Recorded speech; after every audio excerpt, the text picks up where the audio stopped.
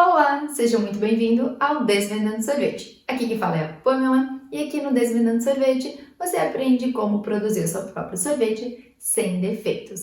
Se você ainda não conhece o Desvendando Sorvete, se você quer acompanhar os nossos vídeos, se inscreve aqui no canal, ativa o sininho. Você também pode acompanhar a gente pelas redes sociais, Instagram e Facebook, @Desvendando Sorvete, tá?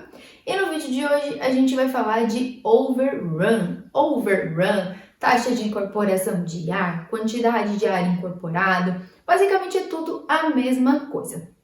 É o ar que a gente incorpora no nosso sorvete e tem que ficar bem claro que o ar é um componente indispensável no sorvete. Não tem sorvete sem essa formação de espuma que a gente fala, decorrente da incorporação de ar, tá? Então o ar é um componente do sorvete muito importante. Ele também é responsável por dar maciez ao produto, né? Então pequenas bolhas de ar contribuem muito para a sensação de maciez do sorvete, né? Então a gente quer o ar ali.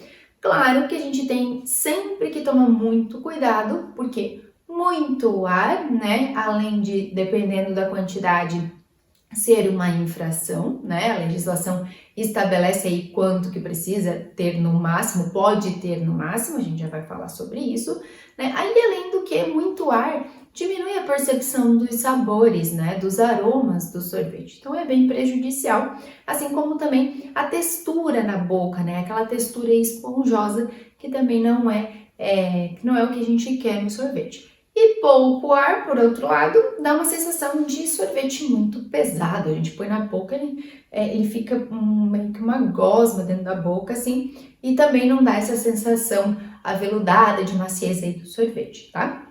Então tem um limite, tá? Quanto no mínimo, quanto no máximo? Assim, no mínimo, né? A gente trabalha aí até quando pensa em gelatos, mas algo desse tipo, entre 40% e 50% do ar no mínimo, tá? E no máximo 110%, tá? Mas assim, no máximo que a legislação permite, 110 já é bem alto, né? Então, trabalhei com 90, 100 no máximo, tende aí a ter um sorvete agradável, mas não é só isso que diz se o sorvete vai ser bom ou ruim, né? Então, eu acho até que uma coisa que a gente tem que parar de colocar o sorvete como se fosse algo muito simples. Ele não é. E eu jamais tô falando isso para dizer, desistam de entender. Muito pelo contrário. Busquem cada vez mais entender, porque ele é um alimento complexo, tá? A gente tem ali um monte de fase junta, né? A gente tem espuma, a gente tem uma emulsão, que é aquela mistura água-gordura, né? Que não se mistura, mas que a gente consegue misturar aí com agentes emulsificantes e as próprias proteínas, né? A gente tem também uma fase que fica dispersa ali, né? Que ela nunca vai se misturar também, né? Então a gente tem alguns sólidos que eles acabam não se dissolvendo, eles ficam dispersos ali, né? E a gente tem uma fase congelada também. Então, tem muita coisa ali junto, convivendo, e para que a convivência seja harmônica, não é fácil. E ele é uma mistura sempre, pessoal, de formulação e processo de fabricação. Sempre esses dois são os pilares de ter um sorvete de qualidade. Entender eles e o impacto que tem essa convivência entre processo e formulação é muito importante para você aprimorar o seu produto. Então, por que eu falo isso também? Eu até falei num vídeo sobre perguntas frequentes, porque muitas vezes as pessoas perguntam de forma muito simples, assim, quanto eu devo botar de ar?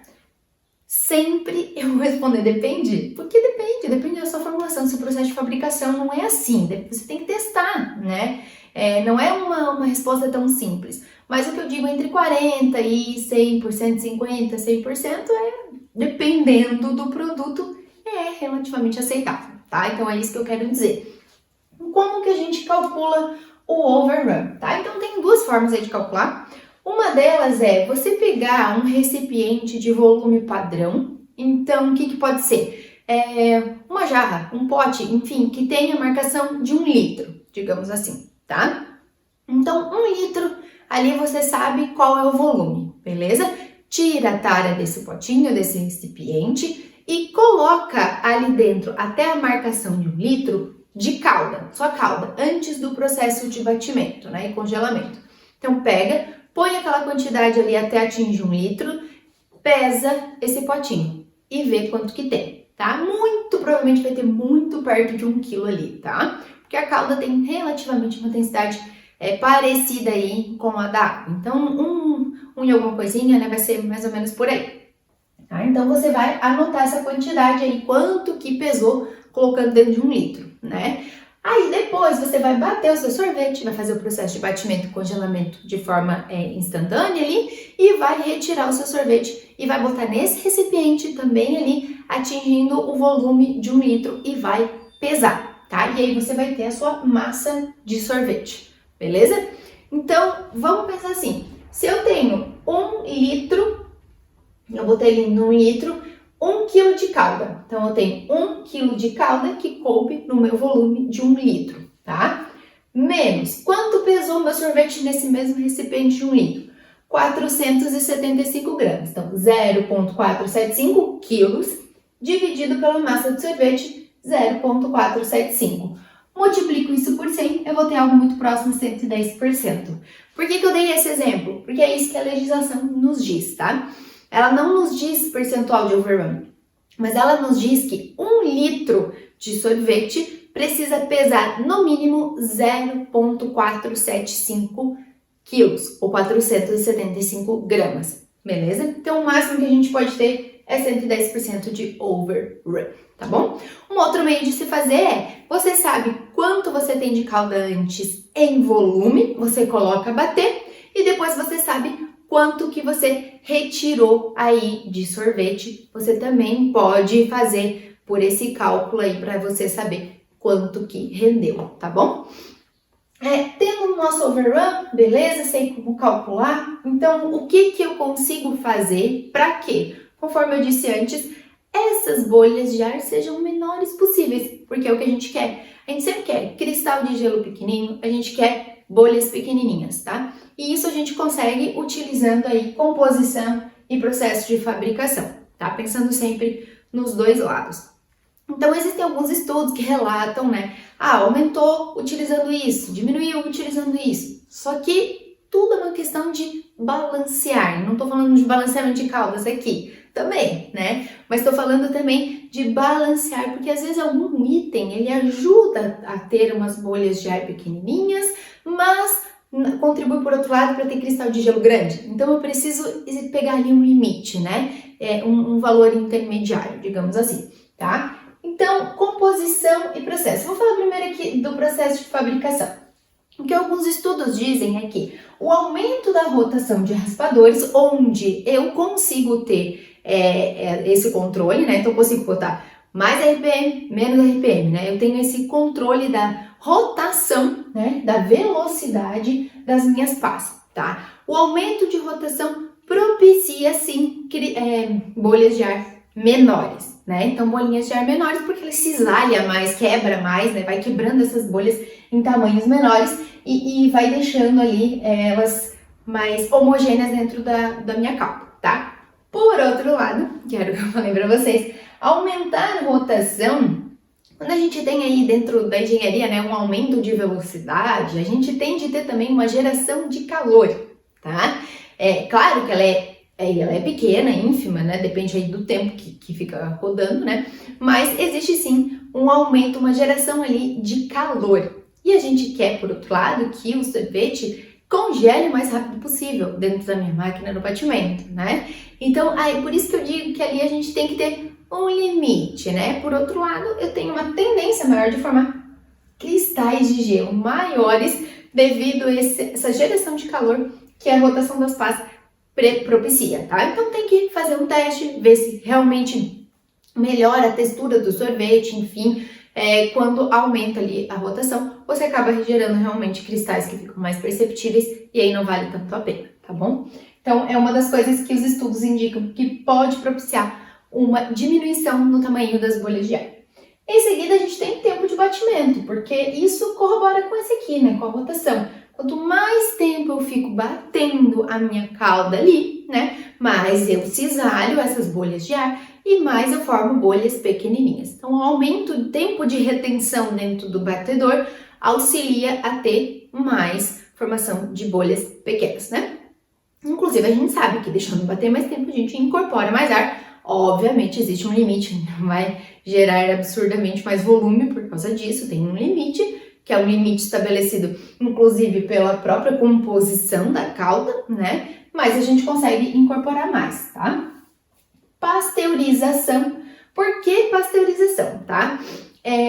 Uma das coisas que influenciam o processo, né, na verdade, ter mais bolhas e pequenas bolhas de ar, é ter uma cauda mais viscosa, tá? Por isso, inclusive, que os estabilizantes influenciam, tá? Então, ter uma cauda mais viscosa, óbvio que com limite, de novo, não pode ser muito viscosa, porque daí até dificulta incorporar, mas uma cauda mais viscosa tende a incorporar ar e incorporar bolinhas menores, tá?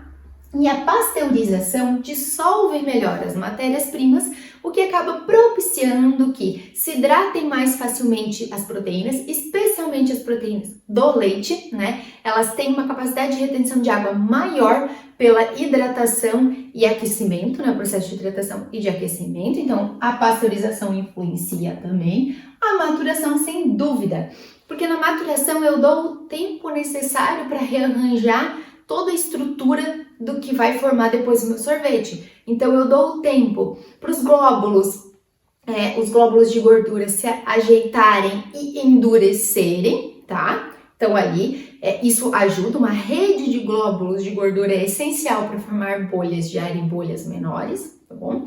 Em seguida, eu também ajudo, né, dou tempo ali para que as proteínas, que são agentes emulsificantes e estabilizantes, para os emulsificantes irem até a superfície dessas bolhas de gordura, né, dos glóbulos de gordura, e ajudarem com que se liguem à água, formando assim uma emulsão mais estável, tá? Os estabilizantes também vão se hidratando, então absorvendo aquela água ao redor, assim como as proteínas, e deixando a calda mais viscosa. Então, na maturação eu ganho viscosidade ajuda no overrun, beleza? Então, de processo de fabricação, a gente tem isso. Obviamente, o congelamento também influencia, né? E quanto mais rápido, também melhor. Então, o congelamento, quando eu digo que é da fase de endurecimento, lá na câmara fria, né? Por quê? Porque conforme eu vou congelando, eu automaticamente vou aumentando a viscosidade da minha fase aquosa, uma fase ali que, na verdade, ela não vai congelar, porque tem muito açúcar ali dissolvido, né? E acaba dificultando. Então, mesmo quando eu congelo a minha calda, eu não vou ter 100% de sorvete congelado. Eu vou ter em torno de 90%, 80%, algo assim, tá? Então, eu ainda tenho uma fase líquida ali, extremamente concentrada de açúcares, que não vai congelar e vai dar o que a gente quer também, que é poder bolear, poder comer de colher o nosso sorvete, né? Então, esse tipo de coisa também influencia ali a ter bolhas menores, né? Então, se o congelamento ele for mais rápido, eu evito que as bolhas se encontrem de ar, tá? E formem bolhas maiores. Então, o congelamento, se ele for mais lento, não sei o que eu falei, se ele for mais lento, né, acaba se encontrando mais bolhas e formando bolhas maiores. Se ele for mais rápido, no processo de endurecimento, eu acabo deixando as bolhas menorzinhas, tá bom? Além disso, então, vamos dar uma olhada especificamente em composição. Gordura. Com certeza, e até conforme eu já falei, se eu tenho mais, meus glóbulos de gordura são essenciais para segurar o ar. É uma das coisas que mais influencia em segurar o ar, são os glóbulos de gordura. Por isso, também, que eu até não coloquei aqui, mas agora também estava me lembrando, a homogeneização tem tudo a ver com conseguir incorporar mais ar. Por quê? Na homogeneização, eu quebro a molécula de gordura, em várias, em 10 aí, né? Padrão, pode ser que seja mais ou menos, tá? Mas em média, em 10 outras. Então, eu deixo mais bolinhas, mais glóbulos de gordura espalhados pela minha cauda. Esse processo aqui de ir a proteína, estabilizante, emulsificante para a superfície da bolha do glóbulo de gordura, deixando tudo mais estável, acontece mais vezes, né? Então, não tenho só uma bolha, eu tenho várias, né? E aí facilita também manter nessa rede, porque algumas ainda, glóbulos de gordura, eles vão se encontrar, mas eu mantenho essa rede toda muito mais estável, tá? E aí, consequentemente, seguro mais o ar ali dentro. E isso é proporcional também à saturação da gordura. Então, gorduras mais saturadas tendem a incorporar e manter mais os glóbulos de ar. Aqui, gorduras são mais saturadas. Manteiga, gordura vegetal hidrogenada, gordura de palma, gordura de coco. Tudo isso acaba mantendo mais esses glóbulos de ar dentro ali da minha rede, né, que eu tô formando para formar o meu sorvete, tá bom? Então, gordura tem tudo a ver. Quer dizer que eu não posso usar um creme de leite? Não, não quer dizer. Você pode usar sim um creme de leite fresco, né, ainda melhor. A própria gordura que você vai adicionar pelo seu sorvete, combinado com uma outra fonte extra, você pode sim usar, tá? Mas existe sim uma relação do grau de saturação. Gorduras mais saturadas tendem a incorporar mais ar, tá? E manter esse ar também. Além disso, quando a gente sobe o percentual de gordura, o que acontece também? A gente diminui, consequentemente, a quantidade de água, né? Então, eu tenho mais espaços ali dentro da minha rede preenchidos por moléculas de gordura, deixo menos espaço ali para a água, para que forme também cristais de gelo menores, tá? Então, tudo acaba influenciando, tá? E esses cristais de gelo menores, eles também propiciam que o ar, as bolinhas de ar sejam menores dentro da minha rede depois do meu congelamento, tá bom?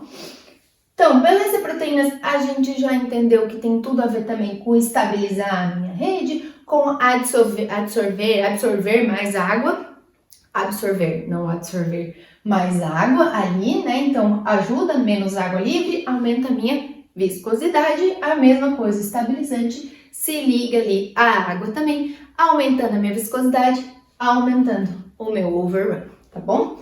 E por fim, emulsificantes, que a gente sabe também que tem tudo a ver. Os emulsificantes são agentes que tendem a incorporar mais ar, né? Eles vão ali aumentando, agentes que aumentam de volume conforme vem a incorporação de ar. Também ajudam aqui, né, na água e na gordura a se manterem ambos ali numa emulsão e não se separarem. Ajuda também a gordura a incorporar mais ar, então tem tudo a ver também. Eu até já comentei, emulsificante é obrigatório. Não é obrigatório em sorvete, tá? Mas eles ajudam com certeza a incorporar uma taxa aqui maior, né? Eles ajudam a gordura também a manter essa rede mais estável e não deixar que o ar saia, tá? Então, o processo de encolhimento, né, que às vezes acontece, né? Porque às vezes a gente consegue adicionar bastante ar, mas a gente não consegue manter. Aí vai para a câmera, depois vê, tá lá embaixo, desceu ali no volume, né?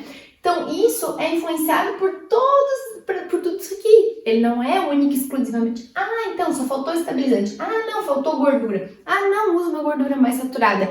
É uma combinação de composição e processo de fabricação que influenciam nesse caso, né? Então, uma das coisas que pode ser aí é o congelamento, o processo de endurecimento foi muito lento, né? Quanto mais rápido ele for, ajuda que o ar não fuja, né? Porque o que você pode dizer, eu consegui incorporar, o meu overrun no momento de batimento foi bom, mas depois de congelado, ele reduziu, né? O volume reduziu. Então tem só a ver com o processo de congelamento? Não. A sua composição pode não estar boa o suficiente para que você consiga manter esse ar ali, né? O seu processo antes de fabricação não foi bom o suficiente para que você conseguisse manter o ar ali depois do congelamento, tá bom? Porque no congelamento, o que acontece? Os cristais de gelo vão se formando e eles vão ocupando mais volume, então eles vão tender a expulsar o ar, tá? E aí a rede tem que segurar o ar. E a rede é composta por tudo isso e todo o processo de fabricação, beleza? Então, é o que eu falei antes para vocês. A gente tem que parar um pouco de simplificar o sorvete, porque ele não é simples, mas com certeza isso é um incentivo para que vocês cada vez mais aprendam sobre ele, porque como vocês puderam ver, a resposta não é simples. Então, quando alguém perguntar como aumento o meu overrun, vou dizer, assiste esse vídeo, olha aqui, é uma mistura aí bem complexa e que você tem que tentar atuar de todos os lados. E como eu sei que mais influencia, se aumentar a rotação é bom, se aumentar o tempo de batimento é bom, você tem que testar, tá? Então, primeiro de tudo, você tem que ter uma calda bem balanceada.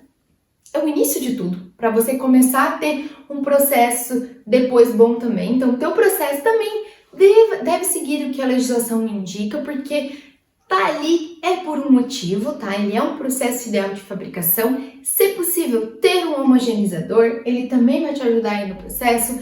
Se possível, cumprir aí com a sua maturação, também ajuda bastante aqui no Overrun, tá? Espero que esse vídeo tenha ajudado vocês. Se vocês gostaram, deixa o like, ativa o sininho e lembra também de seguir a gente nas outras redes sociais, @desvendando sorvete. Grande beijo, tchau, tchau!